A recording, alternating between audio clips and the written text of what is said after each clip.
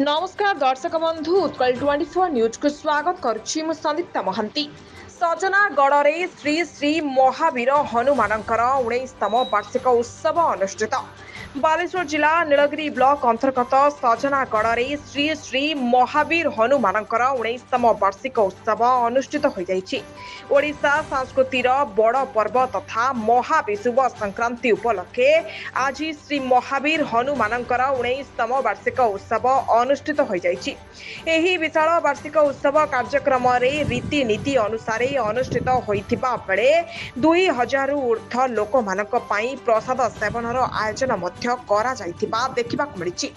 एही वार्षिक उत्सव कार्यक्रम रे मंदिरर मुख्य पूजक श्री पंडा एवं स्वागत विश्वाल, तापस विश्वाल, सागर विश्वाल, बापी महांती, गदाधर महांती एवं समस्त मेंबर माने उपस्थित रही सहयोग करिथिबा देखिबाक मिलिथिला।